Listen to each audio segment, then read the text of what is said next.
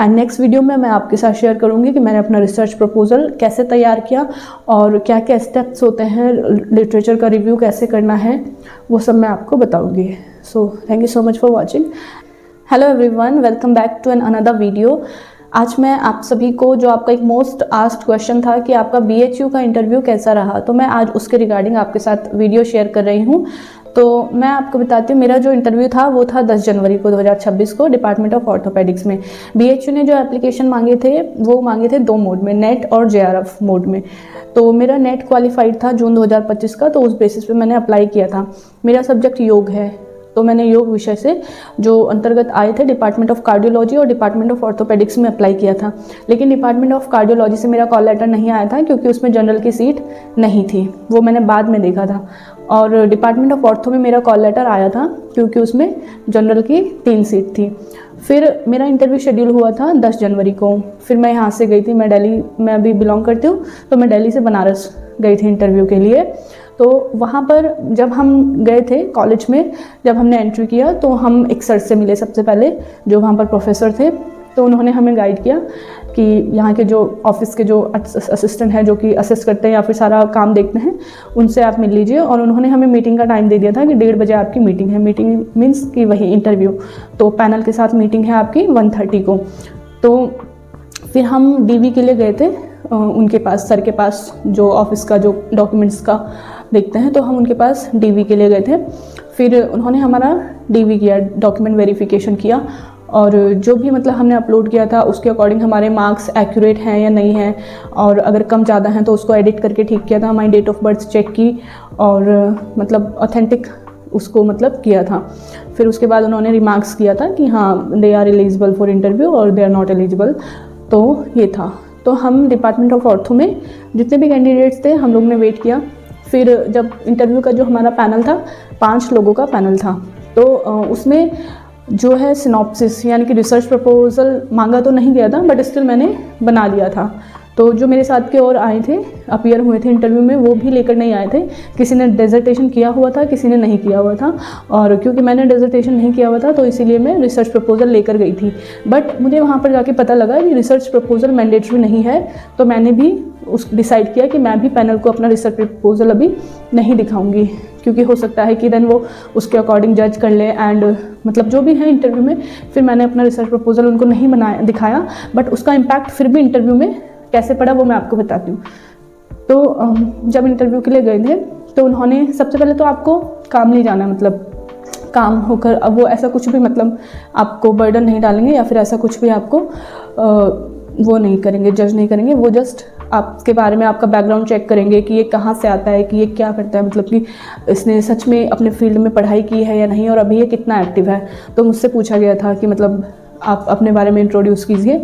तो मैंने बताया था अपना मास्टर्स के बारे में और UGC नेट के बारे में, और जहाँ पे मैं करंटली जॉब करती हूँ वहाँ के बारे में, और अपनी स्कूलिंग कहाँ से हुई और मेरा ग्रेजुएशन कहाँ से हुआ है, तो मैंने ये बताया था। तो फिर उन्होंने क्रॉस क्वेश्चनिंग की थी, क्योंकि मैंने उनके लिए थोड़ा छोड़ दिया था, मैंने कुछ भी इन्फॉर्मेशन कंप्लीट नहीं दी थी। मैंने जस्ट इतना बोला था कि मेरी ग्रेजुएशन और पोस्ट ग्रेजुएशन हरिद्वार उत्तराखंड से ही हुई है। तो उन्होंने बोला कि हरिद्वार उत्तराखंड में कहाँ से, देन तब मैंने उनको बताया था कि उत्तराखंड संस्कृत विश्वविद्यालय से और USVV यूनिवर्सिटी से, और ग्रेजुएशन HNBGU गढ़वाल यूनिवर्सिटी से। तो इस तरह से मैंने उनके लिए भी क्रॉस क्वेश्चन के लिए छोड़ दिया था, सो दैट कि मुझे बीच में ब्रीथ करने का और ख़ुद को नॉर्मल करने का मौका मिला। तो मेरा इंटरव्यू बहुत स्मूथ मतलब जा रहा था। ऐसा जैसा होता है ना कि सांस फूल जाएगी या फिर ये हो जाएगा, ऐसा मतलब मेरे को नर्वसनेस हो रही थी, बट ऐसा हुआ नहीं था। क्योंकि जब आप उनके लिए थोड़ा क्रॉस क्वेश्चन करने के लिए समय देते हैं तो उस बीच टाइम मिल जाता है, तो कि आप एक डीप ब्रेथ ले सकते हैं। तो मैंने ऐसा सब करके अपने को नॉर्मल रखा था बिल्कुल। फिर मैंने उनको जॉब का इंट्रोडक्शन में ही जो जॉब का बताया था कि मैं अभी केंद्रीय विद्यालय में जॉब करती हूँ। तो फिर उन्होंने क्वेश्चन किया था कि केंद्रीय विद्यालय में कहाँ पर, उनका यहाँ पर। फिर उनका क्वेश्चन था कि सैलरी कितनी मिलती है, क्योंकि आप सर्वाइव, मतलब उनका क्वेश्चन ये था कि आप मतलब नेट क्वालिफाइड हो, मतलब JRF क्वालिफाइड नहीं हो, तो आपको पता है ना कि कितनी सैलरी मिलेगी। तो मैंने बोला कि हाँ 8,000 सैलरी मिलेगी नॉन JRF को BHU में। जैसे ही आप एडमिशन लेते हैं सेंट्रल यूनिवर्सिटी में तो 8,000 आपको मिलते हैं। तो फिर मैंने बोला कि जी ओनली 8,000 मिलेगा। तो बोले कि आप इतने में सर्वाइव कैसे कर पाओगे पीएचडी।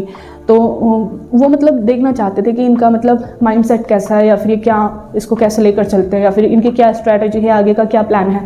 देन मैंने उनको बताया कि मैं जेआरएफ के लिए कोशिश कर रही हूँ और मैं कोशिश करूँगी कि जेआरएफ क्वालिफाई करूँ, और एनी हाउ मुझे पीएचडी में एडमिशन लेना है, और अगर मेरे को बीएचयू में नहीं मिलता है तो फिर देन मुझे प्राइवेट यूनिवर्सिटीज़ से पीएचडी करना पड़ेगा, जो कि इकोनॉमिकली मेरे लिए और भी ज़्यादा टफ होगा।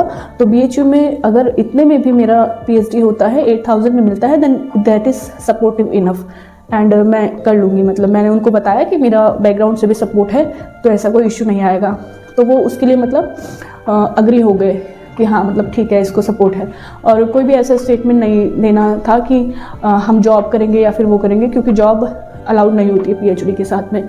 तो आप बैकग्राउंड में क्या कर रहे हैं वो मतलब आप जॉब अलाउड नहीं होती है तो आप जॉब नहीं कह सकते थे। देन मैंने जस्ट जेआरएफ का बोला था, तो उन्होंने उसमें मतलब वो उससे सेटिस्फाइड थे, उन्होंने उसके बाद उससे कुछ क्वेश्चन नहीं किया।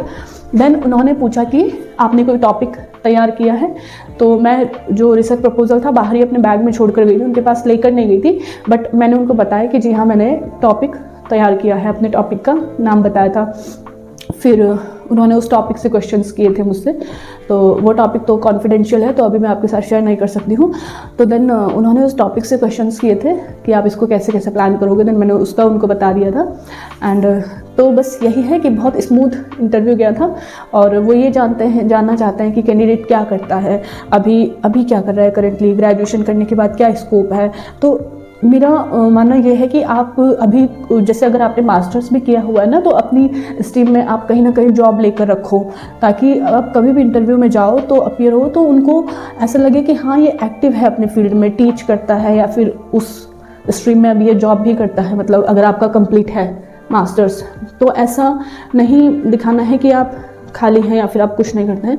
एनीवेज हो सकता है इससे ज़्यादा फर्क भी नहीं पड़ता होगा, बट हाँ उससे ये है कि ये होगा कि हाँ ये कैंडिडेट एक्टिव है और पीएचडी मतलब के लिए इसमें क्षमता है करने की। तो ये सब वो चेक करते हैं। और अभी तो मुझे कुछ ध्यान नहीं आ रहा है, जैसे कि मैंने कोई स्क्रिप्ट नहीं लिखी है और क्वेश्चंस भी नहीं लिखे हैं।